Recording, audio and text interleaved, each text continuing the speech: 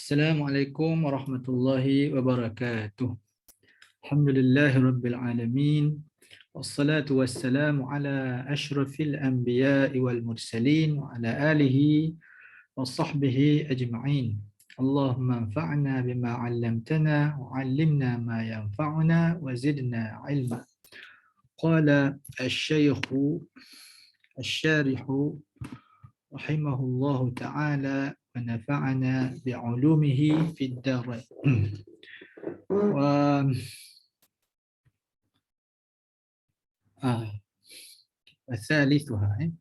وثالثها ماء النهر العذب وهو بفتح الهاء وسكونها كالنيل والفرات ونحوهما بالإجماع ورابعها ماء البئر لقوله صلى الله عليه وسلم الماء لا ينجسه شيء لما سئل عن بئر بضاعة بالضم لأنه توضأ منها ومن بئر رومة.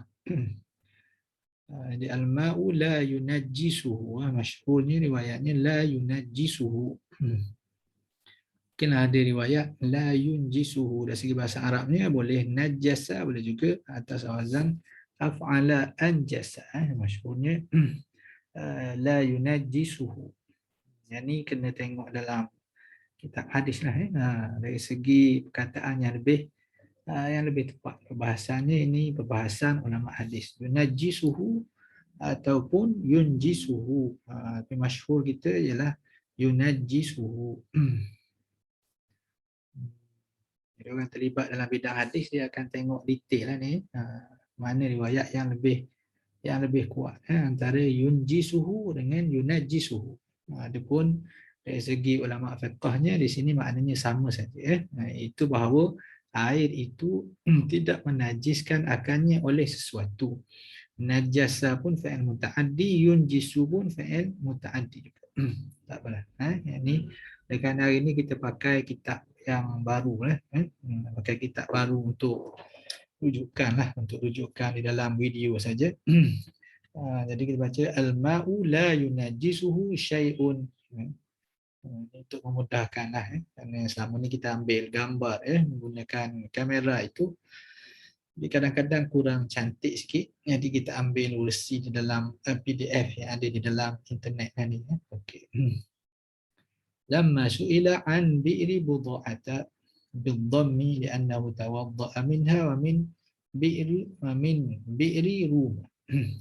Tanbihun syamala itlaquhu al-bi'ra بئر زمزم لأنه صلى الله عليه وسلم توضأ منها وفي المجموع حكاية الإجماع على صحة الطهارة به وأنه لا ينبغي إزالة النجاسة به سيما في الاستنجاء لما قيل إنه يورث البواسير. وذكر نحوه ابن الملقن في شرح البخاري. وهل إزالة النجاسة به حرام أو مكروه أو خلاف الأولى؟ أوجه حكاها الدميري والطيب الناشري من غير ترجيح تبعا للأدرع. والمعتمد الكراهة لأن أبا ذر رضي الله تعالى عنه أزال به الدم الذي أدمته قريش حين رجموه كما هو في صحيح مسلم.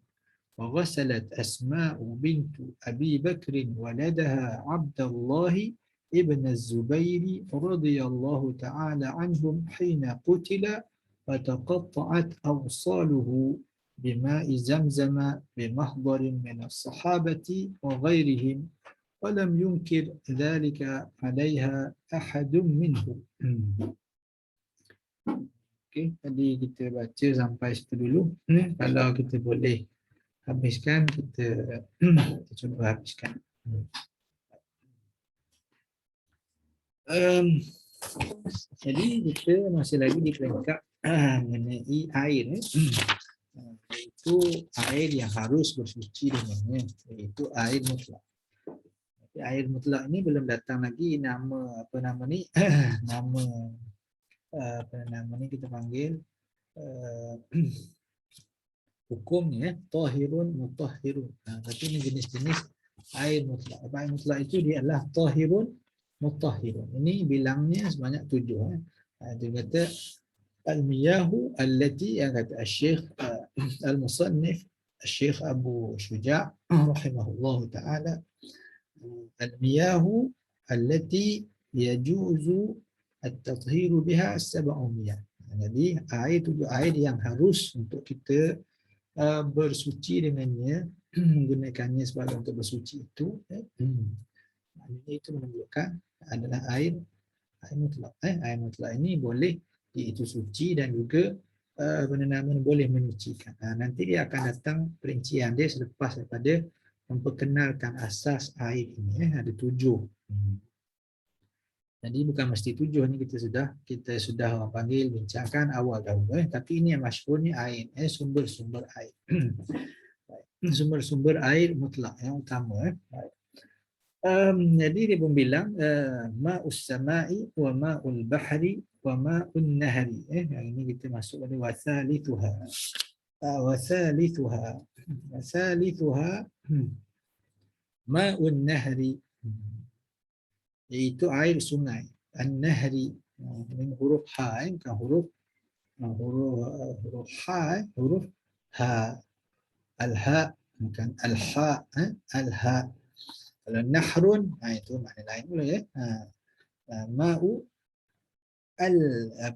an-nahri, itu makna menyembelih, hari nahar. Kalau huruf ha, ini huruf ha, nahrun. Okay. An-nahri, ma'un nahri, itu air sungai. Air sungai. Kemudian dia membagi al-adbu. Al-adbu. Al-adbu itu untuk menunjukkan dia bukan air masin. Beza dengan al-malih ataupun al-malih yang kita baca dulu. Al-milh. Al-milh. Itu al-malih. Boleh al-milh. Boleh. Ada beberapa lagi mengikut ulama bahasa. Lagi keadaan mengikut para ulama bahasa. Baik. Jadi kata di sini ya. Jadi wahwa bi fathil ha. Ini cerita tentang bi fathil ha. Itu cerita hak mana? Hak pada huruf an-nahri dengan baris atas an-nahri. Maksudnya salithah ma'un nahri. Wa sukuniha, dan boleh juga dengan baca sukun yang lebih masyhur, baca an-nahri. Nahru Dijlah, Nahru Al-Furat di sini, Nahru. Jadi di sini kita dapat satu kaedah di sini, iaitu boleh baca dua lah, Nahrun. Boleh baca Nahrun, boleh baca Nahrun. Ini ada dalam bahasa Arab. Baik. Ma'un nahri wa ma'u al-adbu.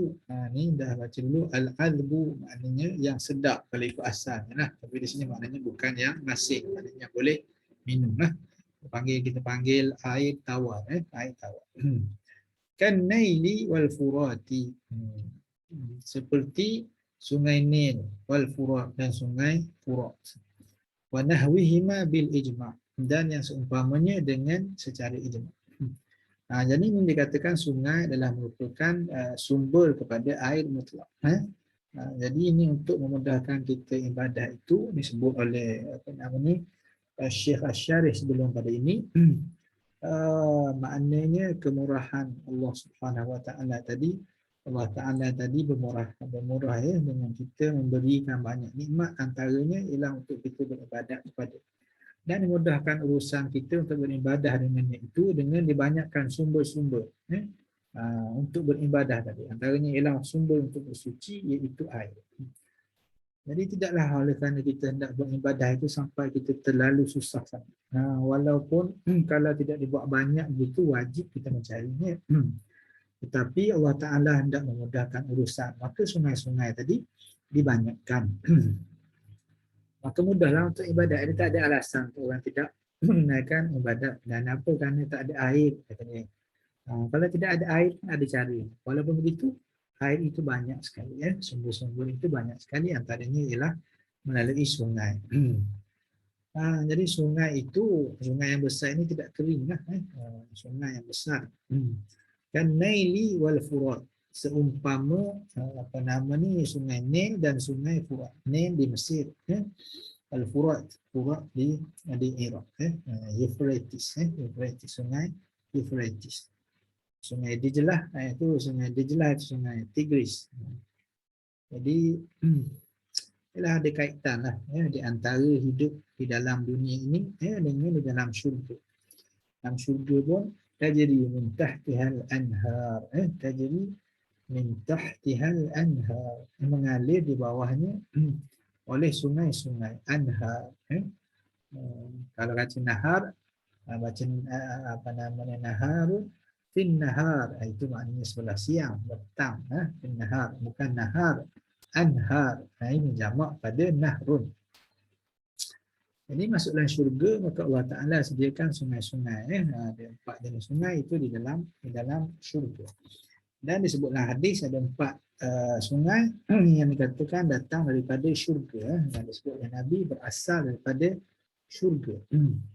Maksudnya antaranya ialah An-Nail wal Furat, Sayhan wa Jayhan. Sayhan, sungai Sayhan dan sungai Jayhan disebut dalam kitab-kitab nama. Ini di apa namanya, di sebelah Armenia, di sebelah Armenia, di sebelah Armenia itu pada hari ini masih ada di Armenia itu, maka kebanyakannya masuk di dalam Turki, Turki di Adana, tak salah. Itu sungai yang besar, sungai yang sangat besar di Turki dan juga lagi sekarang di mana, di Mesir dan juga di Iraq. Kalau kita tengok dalam peta dunia itu, kita akan tengok sungai itu sangat besar sekali. Bagaimanakah yang dikatakan oleh Nabi SAW, mengatakan bahawa Sayhan wa Jayhan, An-Nailu wal Furat, wa Sayhan wa Jayhan min anharil jannah, min anhari al-jannah. Saya lupa sikit dia punya apa, dia punya lafaz dia, lafaz dia boleh dirujuk dalam kitab Riyadhus Salihin pun ada, di dalam Sahih Muslim. 4 sungai ini adalah merupakan sungai, 4 sungai ini adalah merupakan sungai apa? Sungai yang ada yang berasal dari syurga. Itu dibahas oleh ulama hadis, apa makna berasal daripada syurga. Karena syurga itu asalnya ada 4 jenis sungai, iaitu sungai daripada al-asal, sungai daripada apa namanya madu, daripada apa namanya arak, campuran buah-buahan tadi. Sungai juga daripada arak, daripada madu, sungai daripada susu, itu sungai dalam syurga. Dan ada satu sungai lagi, ini semua adalah merupakan sungai dalam syurga. Tapi bila dah sampai dalam dunia ni, maka dia dah berubah keadaannya, dia sudah mengikut keadaan dunia. Yang kata di asal itu, asal perbahasan itulah, mak itu sungai di dalam syurga itu berasal daripada Sidratul Muntaha, itu sumber disebut dalam hadis Nabi SAW. Adalah perbahasan orang mengenai, perbahasan para ulama kita mengenai sungai. Ialah menarik menarik perbahasan mereka itu, ilmu itu ilmu gaib. Ini ilmu gaib, maka kita tak dapat carilah, sains tak dapat jumpa kan. Jadi ini ilmu wahyu. Jadi berdasar dari riwayat tadi, itulah menunjukkan bahawa sungai ini ada kaitan dengan dalam syurga. Kaitannya macam mana itu dibahas oleh para ulama. Asalnya begitu. Mungkin air itu didatangkan ke bumi. Syurga itu sudah ada, ini mengikut mazhab Ahlus Sunnah. Maknanya bila syurga itu sudah ada sekarang ini, maknanya air dalam syurga boleh boleh diambil daripada dalam syurga, diturunkan ke dunia. Tapi macam mana proses dia itu, kaifiah dia tidaklah didetailkan oleh Rasulullah sallallahu alaihi wasallam. Cuma dia ada kaitan, kaitan yang macam mana itu dibahas oleh para ulama hadis, dari segi kemungkinannya begini, kemungkinannya begini. Itulah sungai. Jadi dikatakan juga kelebihan ada 4 sungai. Sungai Sayhan, Jaihan, di sana ada ramai orang yang masuk Islam. Islam Armenia. Jadi Armenia ni bersepadan dengan Turki lah. Jadi di dalam sungai ada makhluk dia, di dalam laut ada makhluk. Ini yang masyhur daripada Syekh Abdul Fattah Abu Ghuddah rahimahullah ta'ala, seorang alim hadis yang sangat besar pada abad ini. Kalau saja meninggalkan kita tak lama lah, mana dalam 10 tahun yang akhir ini Syekh 10 tahun 20 tahun lah, maknanya Syekh Abdul Fattah Abu Ghuddah kata yujad fil anhari ma la yujadu fil bihari. Jadi saya mendapat manfaat daripada guru-guru saya, seperti mana saya juga mendapat manfaat daripada murid-murid saya. Jadi ialah pelajar universiti kadang-kadang profesor ini dia pun ada anak muridnya dia minta buat kajian begini, kajian begini. Kadang-kadang soalan yang ditanyakan itu mencetuskan ilmu. Maka kata dia, kadang-kadang saya belajar daripada anak murid saya. Yujad fil bihari, kata dia, ada perkara di dalam yujad fil anhari, ada perkara yang ada benda yang ada dalam sungai yang tidak terdapat di dalam laut. Ada juga masalah-masalah kadang-kadang kekusutan yang dipahami oleh orang alim lain dengan kekusutan yang dipahami oleh para pelajar. Oleh kerana itu kita hendaklah ambil manfaat sama ada daripada laut ataupun daripada sungai. Seperti ada setengah ikan hidup di laut, ada setengah ikan hidup di sungai. Itu.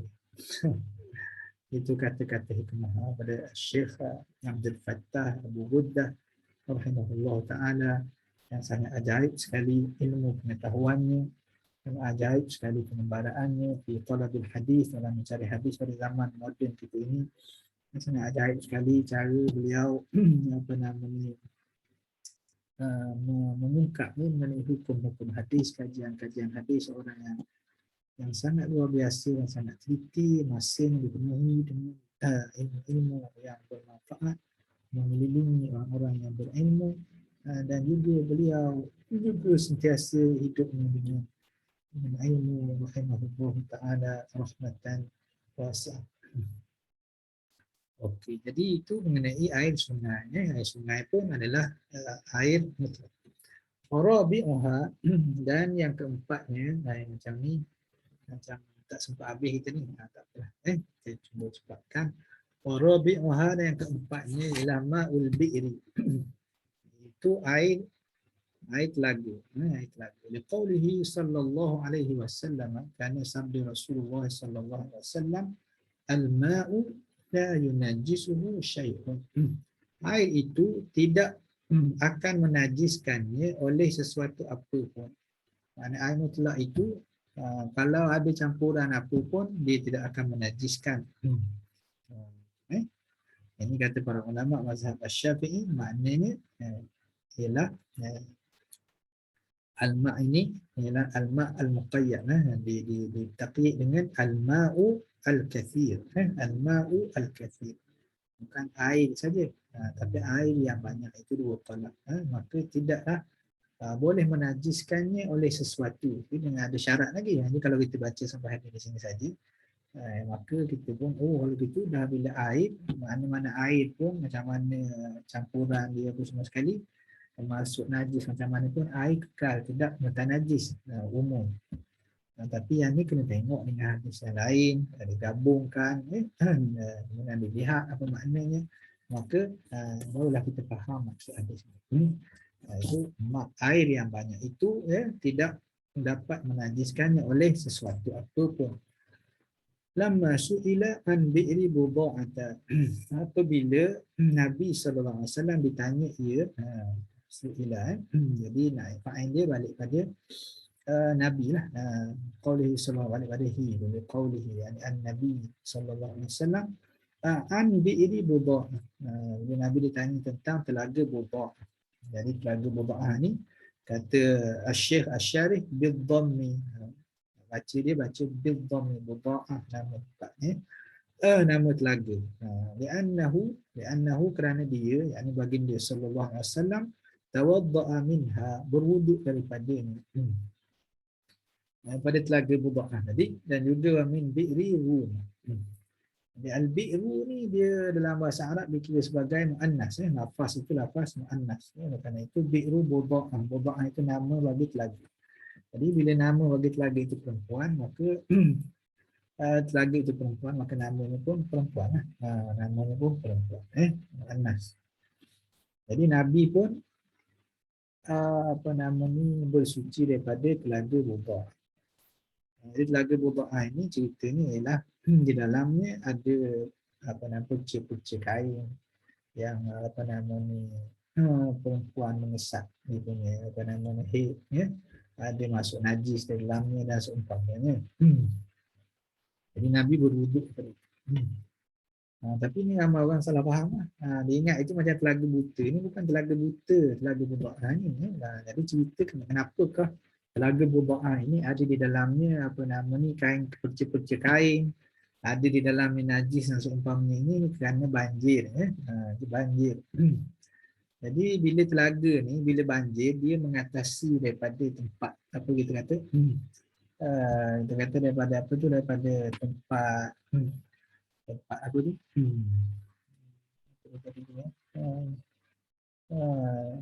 Kabur sikit. Tak mesti. Tak apa. Okey. Jadi dia jadi apa kita kata, dia apa kita kata? Masa banjir dia mengatasi daripada batas tu lah, mengatasi daripada batas dia. Mengatasi pada batas apa? Batas telaga tu lah. Jadi air tu aras dia lebih tinggi, menyebabkan dia masuk sampah-sampah di dalamnya. Masuk sampah di dalamnya. Jadi tak adalah bila telaga itu luas, maka walaupun dah hilang banjir, tapi ada lagi di dalamnya. Jadi telaga Buda'ah ini luas, luas. Kalau kita telaga kecil saja, itu telaga itu luas. Jadi banyak air. Pada zaman Syekh, pada zaman Al-Imam Abu Dawud rahimahullah ta'ala As-Sijistani, dia kata dia pun pergi lagi ke Madinah dan dia dapati ada lagi telaga Buda'ah pada zaman dia. Lepas beratus tahun itu masih ada lagi. Pada hari ini tak adalah telaga Buda'ah itu. Maka dia pun menggambarkan warnanya apa semua sekali lah. Syekh Al-Imam Abu Dawud As-Sijistani. Gitu. Jangan kata telaga buta, bukan telaga yang orang Arab itu semua sekali buang. Yang yang tak elok itu di dalam telaga yang digunakan semula. Kalau kita baca lafaz hadis umum begitu, maka kita akan salah faham lah. Kita kata orang zaman dulu buang sampah dalam telaga. Subhanallah. Kita sudah panggil fitnah mereka lah. Itu tidak betul. Jadi telaga Buda'ah itu, bila ada sampah-sampah dia tenggelam, ada yang sebelah atasnya itu, itu pun kita pun tak nampak dasarnya.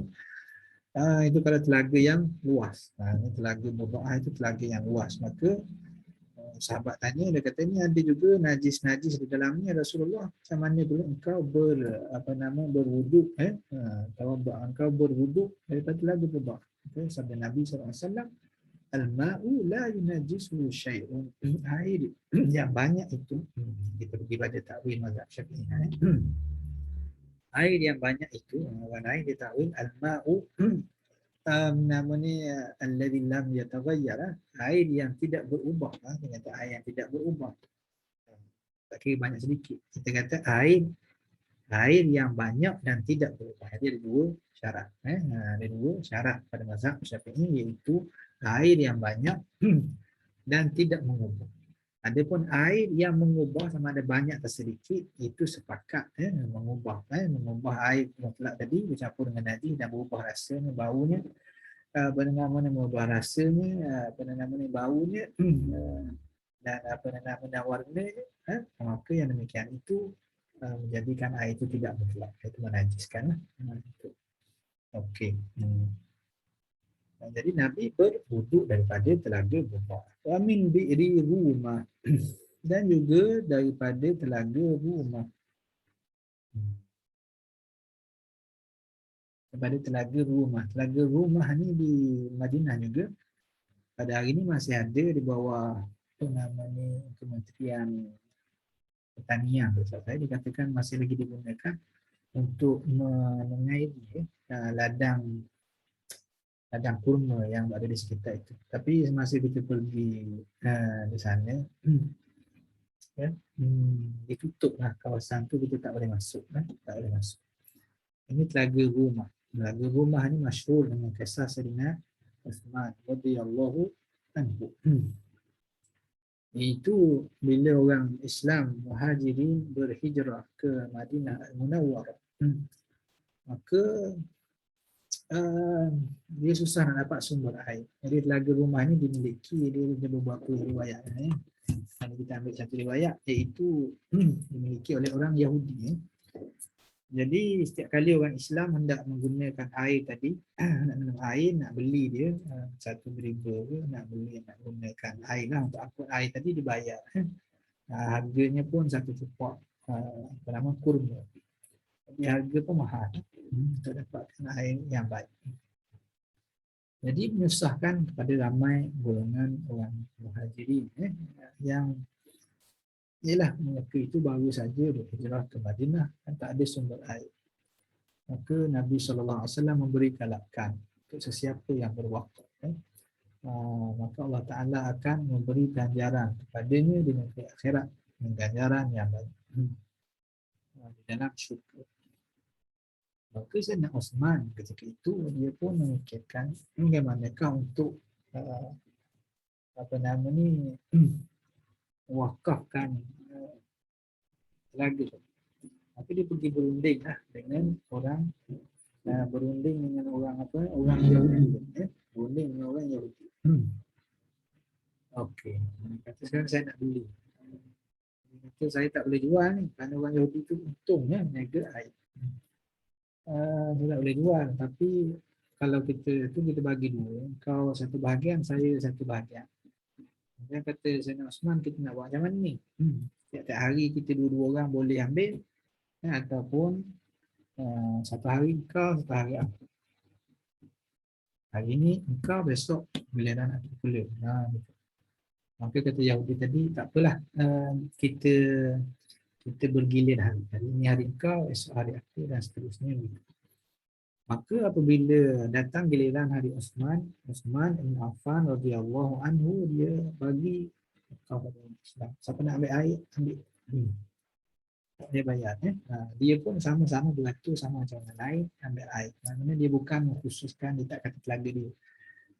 Dia wakafkan untuk orang Islam. Maka semua orang mengambil. Jadi bila hari giliran Uthman, semua orang ambil air lebih. Sampai untuk besok boleh simpan. Sebab lusa pula boleh ambil air. Maka Yahudi tadi pun dia kata bankrupt, aku meniaga macam ni. Bila hari giliran aku tak ada orang beli air. Jadi ginilah, kau senang-senang, kau beli semua. Maka dia pun sama-sama membelilah keseluruhan Telaga Rumah. Telaga Rumah dibeli keseluruhannya dan diwakafkan kepada orang Islam dengan harga yang lebih murah daripada sepatutnya. Tak silap saya, dia beli separuh itu 12,000 dirham. 12,000 dirham. Kemudian bila yang separuh lagi tu, oleh kerana itu dah rugi dah, dia kata ambil lah, aku nak selesai lah, kau ambil lah semua. Yang itu 8,000 dirham. Inilah semangat para sahabat tadi untuk mendapat janji Nabi SAW, mendapat kurniaan syurga daripada Allah Subhanahu Wa Taala, berbuat kebajikan kepada orang-orang Islam keseluruhannya. Besar sangat pahalanya. Sayyidina Uthman bin Affan dipakai orang selama beratus-ratus tahun. Alhamdulillah, itu manfaat Allah Ta'ala berhatinya, berhati peluang buat ibadat yang sebesar itu.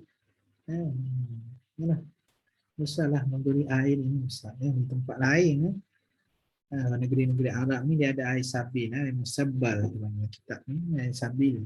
Maknanya di depan rumah orang, saya ada kawan-kawan yang belajar di mana, di Sudan, Diletakkan air di depan rumah. Siapa-siapa yang nak minum boleh. Siapa yang nak minum boleh. Itu dia. Tempat yang susah dapat air. Tapi rasa air tu macam mana banyaklah cerita dia. Cerita tu banyak. Tapi itu dia punya air tujuan dia air sabi. Siapa-siapa nak minum minum. Tak ada dia. Itu pahalanya besar. Pada orang yang terlalu dahaga sangat memerlukan pada air. Tambihun. Tambih. Perhatian sedikit kata dia. Syahdan. Syahdan. Kita mari lama nanti syahdan. Maknanya tambih. Kita ambil perhatian sedikit. Syamala itlaqu al-bi'ra bi'ra zamzam. Jadi kata dia termasuklah. Termasuk bila dia dah sebut itlaq ni. Di sini makna sebut lah. Itlaqu lafzi lafzi al-bi'ri atau itlaqu kalimata al-bi'ri. Itlaqu al-musannif. Sebutan musannif akan al-bi'ra ni. Al-bi'ra dia jadi apa? Al-bi'ra dia jadi maf'ulun bih. Al-maf'ulu al-awwal. Bi'ra zamzam, bi'ra yang kedua tu jadi al-maf'ul al-thani.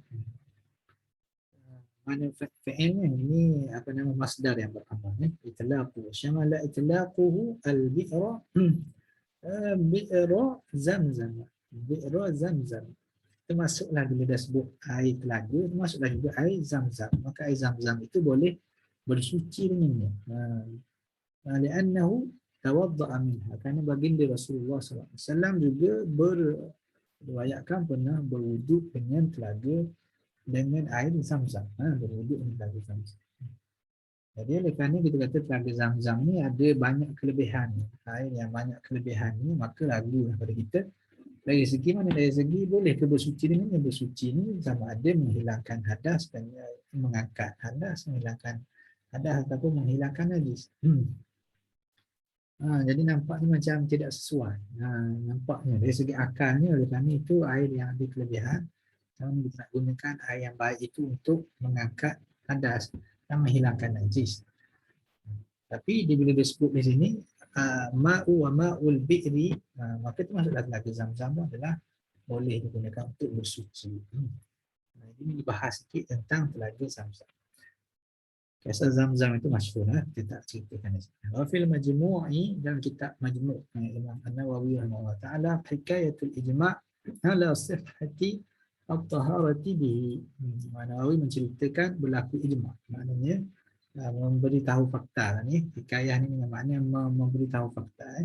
Menceritakan fakta sudah berlaku ijma' tentang sah bersuci dengan air zamzam.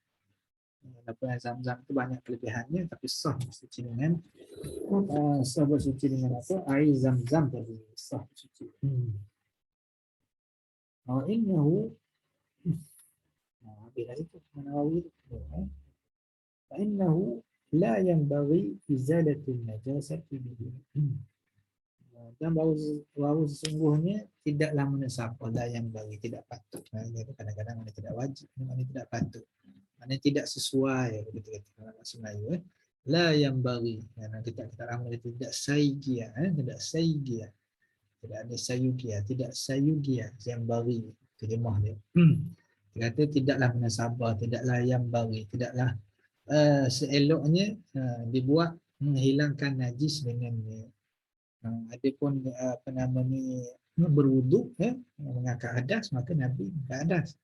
Jadi berwuduk bangun menghilangkan najis ni macam mana boleh? Campur najis ada air tadi lah. Maka dia kata tidaklah sepatutnya dibuat begitu, tidak sepatutnya. Siyama ini dalam bahasa Arab, Arabnya ada panjang sikit. Dia siyama ni la siyama. Yang masyhurnya bahasa yang masyhur ada dua depan wala siyam, wala siyam. Siyam ni maknanya tidak dapat dibandingkan lah. Terutamanya tidaklah dapat dibandingkan dengan sesuatu apa pun. Kalau kita terjemah dalam bahasa Melayu siyam kita kata terutama. Kalau kita terjemah satu-satu gitu jadi pening. Pening sama ni siyam ni maknanya mislu ataupun nadhiru.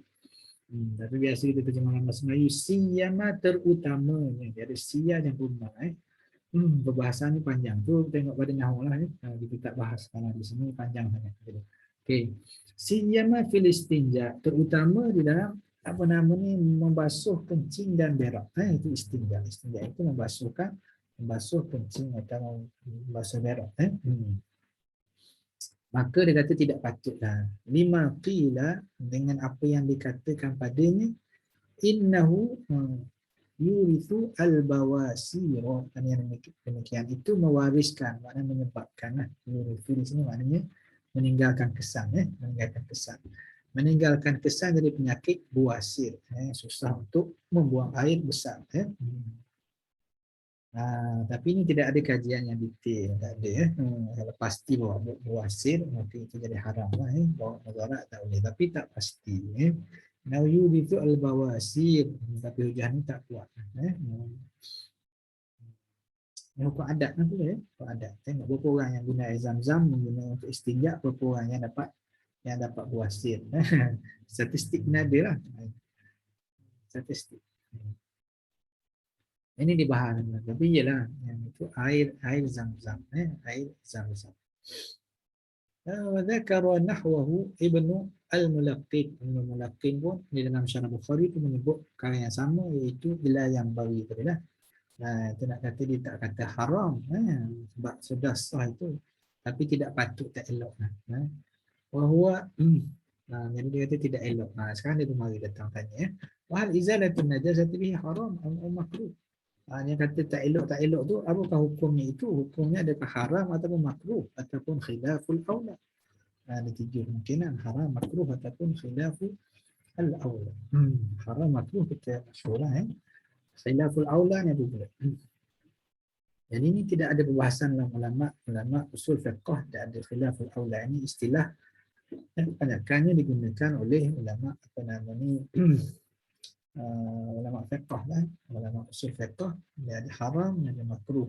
Jadi khilaful aula ni duduk di dalam makruh lah, dalam makruh. Dalam makruh. Itu sekiranya kali itu dilarang, tapi tidaklah dilarang dengan nama panggil tegas. Tidak dilarang dengan bil hatmi wal ilzam, tidak begitu. Sekiranya siapa buat pun tak apa, tidak dapat dosa. Tidak dapat dosa. Khilaful aula ni dia makruh yang macam tu. Makruh yang macam tu. Maknanya makruh yang lagi rendah taraf daripada makruh. Rendah lagi. Khilaful aula, bertentangan dengan yang paling utama, bersalahan dengan yang utama. Tapi itu terjemah dia, tapi dari segi istilahnya dia martabat dia lebih rendah daripada makruh. Jadi semua ulama menekankan contoh khilaful aula, contohnya dalam perkara meninggalkan, seperti sembahyang duha. Sembahyang duha oleh kerana banyak hadis menunjukkan banyak kelebihan, maka meninggalkannya dikira sebagai khilafu al-aula. Tapi di sini bukan proses meninggalkan, ini proses menggunakan air zam-zam untuk menghilangkan najis. Maka dikatakan khilafu al-aula, maknanya yang demikian itu adalah khilaf al-aula, makruh, tapi makruh yang lebih rendah daripada martabat makruh yang biasa. Seperti sunat ni lah, dari usul fiqh ni sunat saja habis kan. Makruh tahrim, itu digunakan ulama dulu, ulama fiqh kan. Jadi dari segi usul fiqhnya makruh takrim, apa namanya, makruh tahrim, makruh tanzih lah mazhab apa nama ni Hanafi, si Ahnaf. Dari sisi jumhur maka tidak dibahagikan, haram mengikut dalil tidak dibahagikan.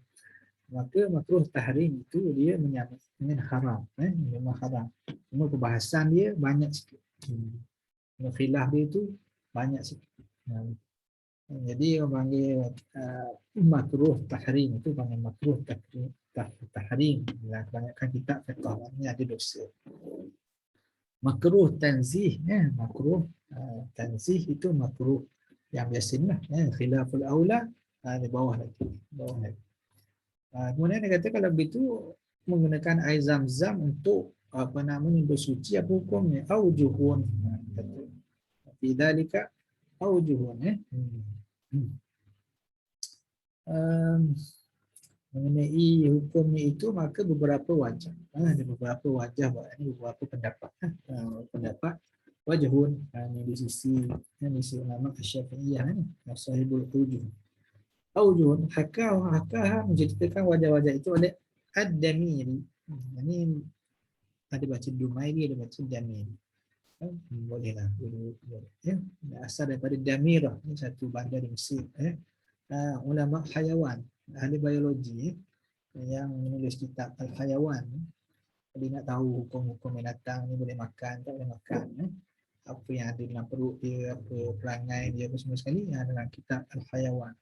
Dan kelebihannya ialah di mazhab Syafi'i. Ad-Damiri ni mazhab Syafi'i dan banyak kajian dia tentang binatang-binatang ni berdasar kepada dalil syarak lah.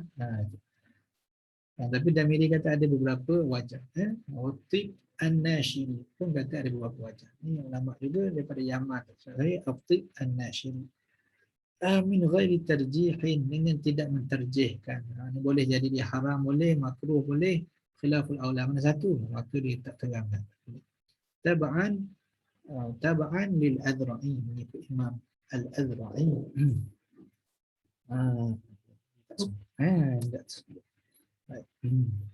Wal mu'tamadu al-karahatu, kata Syekh Al-Syafi'i. Yang muktamadnya dalam mazhab Syafi'i dia adalah makruh. Al-karahat makna makruh. Dia menggunakan air zam-zam untuk menghilangkan najis itu makruh. Tapi dalam kitab apa nama ni Sulaiman Al-Bujairimi, Syekh Al-Bujairimi nyatakan bahawa tak betul Syekh Khatib di sini, bahkan yang betul ni muktamad dalam mazhab Syafi'i ialah khilafu al-aula, bukan makruh, menggunakannya untuk menghilangkan najis. Bahasannya ialah tentang menghilangkan najis. Bahasan mengangkat hadas itu lebih ringan lah, kerana Nabi berwuduk dengan air zam-zam. Ini menghilangkan najis. Pasal apa dia bahas ni? Kerana air zam-zam ni air yang ada kemuliaan. Dia zam-zam lima syuriba lahu. Ma'u zam-zam lima syuriba. Air zam-zam itu mengikut apa yang kita niat. Ada banyaklah kisah air zam-zam. Imam Ibn Hajar pergi ke Mekah, pun dia pun Ibn Hajar Al-Makki, Ibn Hajar Al-Haythami. Dia belajar dalam keadaan susah, beasiswa tak ada, dia kelaparan semua sekali. Kesungguhan dalam menuntut ilmu. Tapi ilmunya subhanallah sangat luar biasa sekali. Jadi serta ilmu kepayahan itulah. Ini minum air zam-zam. Itu juga dengan Syekh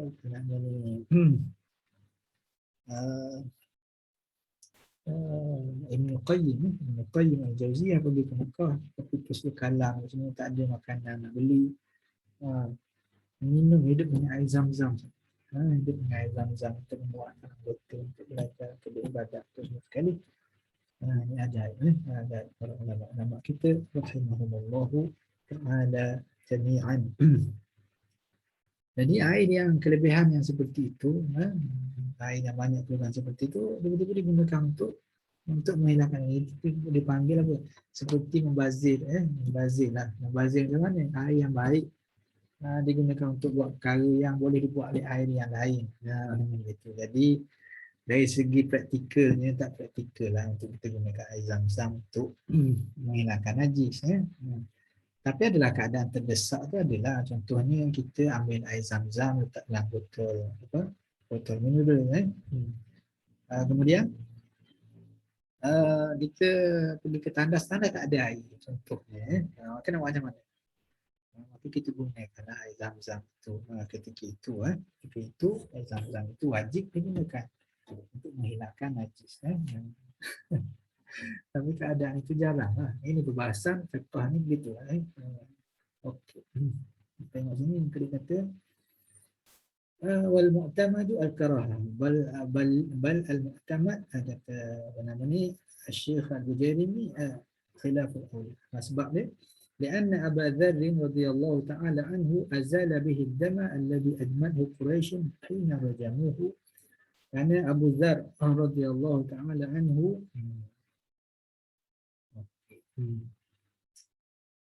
Jadi panjang sangat ini. Saya sampai sini dulu cerita Abu Dzar.